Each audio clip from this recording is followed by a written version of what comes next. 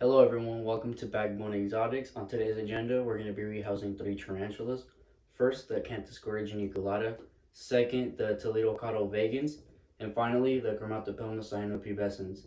As tools, all I'm going to be using is a little wooden stick to poke them around. I'm also going to be using the backside of a wooden tongue to scoot their butts. And hopefully we don't need it, but I also have a catch cup and it doesn't have holes so we can't be able to poke them out. But we'll figure it out.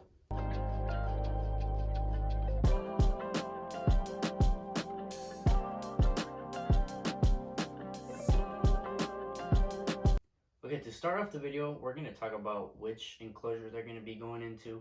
So I got these at Target. They're pretty big and they're pretty cheap for their size, honestly. And for what we're using them, if we were out to get a glass enclosure, a glass aquarium or something, that's obviously more expensive because this was only $5. And it's very sturdy because when I was drilling into them, they didn't really crack, or they didn't crack as bad as I thought they would. So they have a lot of ventilation, as you can see on the top. I also did a bunch of holes for some very good ventilation. Okay, so now that you know which enclosures they're going into, so let's get on into rehousing the first tarantula, the Cantus geniculata, my favorite tarantula. For this enclosure, we went for more of a tropical theme. As you can see, we put like little seashells here and there. We also put a little coconut. We also went for the white seashells, so it like matches her color, black and white. So it also matches up with the perlite that's in there. So I just opened up her enclosure, and as you can see, she kicked here absolutely everywhere. And now my nose is burning up, so if I sneeze in this video, I'm sorry. But her butt is looking very plump, so that's making me think she's in premolt. So I'm gonna be very careful with this girl. Try my best not to stress her out. And the strategy I'm gonna go with this one is I'm gonna try to tilt this, but because there's holes right here, hopefully she doesn't go in like a crevice, and then it's gonna be actually pretty hard to like pull her out that way. And I'm also gonna be very careful that way whenever I tilt it this way, that dirt doesn't fall on her and doesn't collapse on her. So let's get this started. Let me actually switch to the wooden tongs, that way if she bites, she doesn't hurt her fangs as much. Look at that much hair.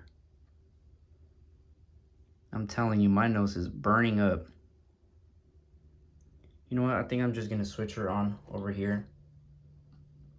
Hopefully she walks in her enclosure on her own.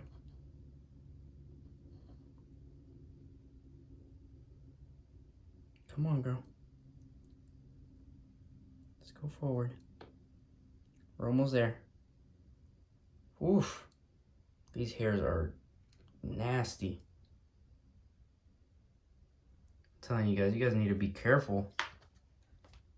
Wear a mask or something. Be safe. It's better to be safe. And right here, I'm afraid that she's just gonna actually fall. So I'm gonna try to use this little lid and catch her.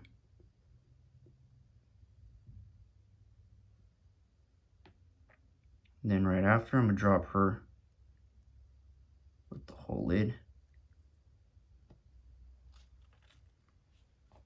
Look at how much hair she kicked off.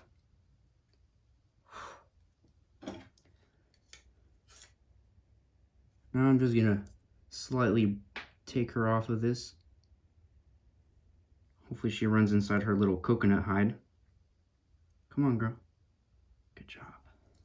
Now, all I need to do is pull this out, and the rehouse is done. Alright, for substrate, I'm using something that I made up at home. It's basically just peat moss. I put vermiculite, or you could put perlite in it. And it has other stuff like clay, cocoa fiber. So it's a pretty good mixture. I love it because it stays really, it like holds really well its humidity. It also holds its shape really well. So as some of you may know, if you use cocoa fiber, after a while, once it starts drying out, sometimes the tunnels that the spiders make sometimes collapse on them, and you won't have the problem with this substrate. So if you guys want to see that, let me know in the comment sections below how to make it. But without further ado, let's get into rehousing. As the enclosure, it's very basic. We didn't put like much things in there because, as you can see in this old enclosure, we did also put plants. It's kind of hard to see because of the condensation on there, but we put plants and stuff in there. And if you look at it from the top, all that's burrowed underneath. So it's not really worth making it look very, very pretty if it's just going to be underground. So that's about it. All right, so for this tarantula, I'm a bit scared. I'm not even going to lie to you because she's very, very, not aggressive, but she's very food motivated. So any slightest touch, anything, she'll jump out of her enclosure. And as you can see, she's ready. As soon as I took off this lid, I'm not sure if you can see on camera her little feet, but I know this girl's ready. So strategy for this one is I'm just gonna take off the bark that's right here. So that's why I pulled out the metal tweezers, because I have a better control over it. So I need to be very careful. Hopefully I don't make anything collapse on her. And she's starting to dig back inside her burrow, so I'm gonna switch for something longer to protect myself. I'm gonna try to fish her out.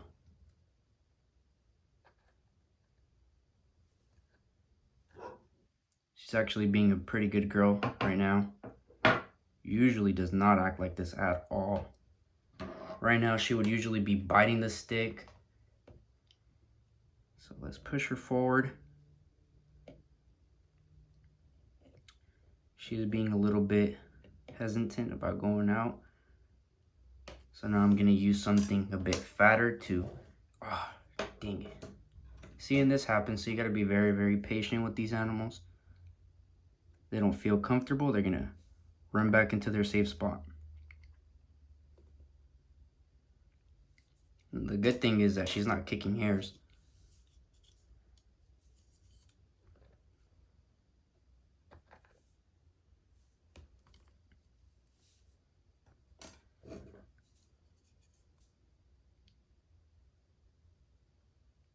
Oh, there she goes with the hair kicking. Gotta be careful. To my camera girl. Now we got her on the lid, perfect. Just one leg hanging off.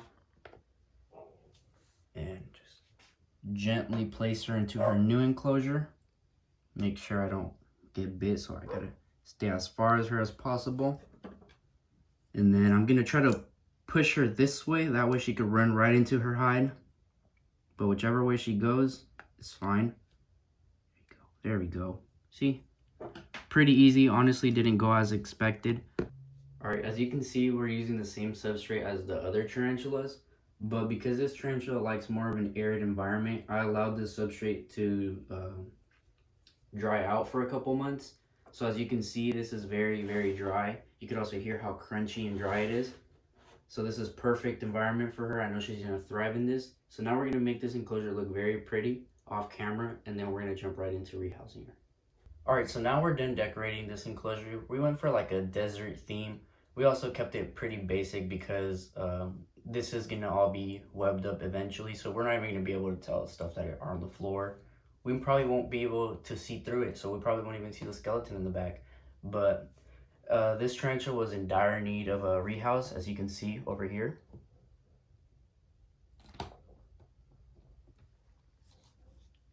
It's in a pretty small enclosure. She's been in there for about a year. So now we're going to get into rehousing her, and hopefully she'll like this enclosure, make it look very pretty for us, and hopefully she's happy in here. Alright, so the strategy for this one is I'm going to try to get her on the lid of her old enclosure and then gently put her on in her new enclosure. So hopefully this goes as planned.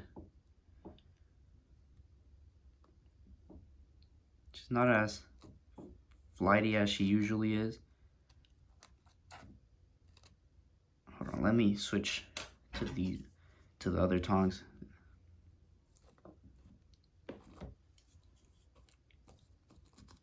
There she goes, she kicks some hair right now.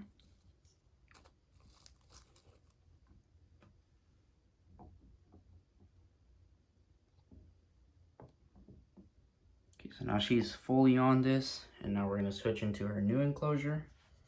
And I might just place it in there and then slowly push her off of that, just so I don't get bit, or she doesn't run towards me when I'm trying to push her off. And there you go, that's simple. That was pretty easy. Man, those freaking hairs are nasty. My nose is on fire. I don't know how I kept myself together throughout that video. But is there something you noticed that we did wrong throughout this video? You're right. We didn't put water dishes. But we left little spots so we could put our little water dishes throughout the little enclosures. Usually we like to put them in the front, have them all the enclosures usually around the same. For example, with these two, the hides are in the very back, water's in the front. This one's a little bit different because, she doesn't need a hide. But yeah, what a video. Okay, well, that's it for this video. And please follow us on our Instagram at BackBoneExotics to see how these enclosures develop. And please make sure to leave a like, a comment, or subscribe as a prayer for my nose. But that's about it, so I'll see you guys next time.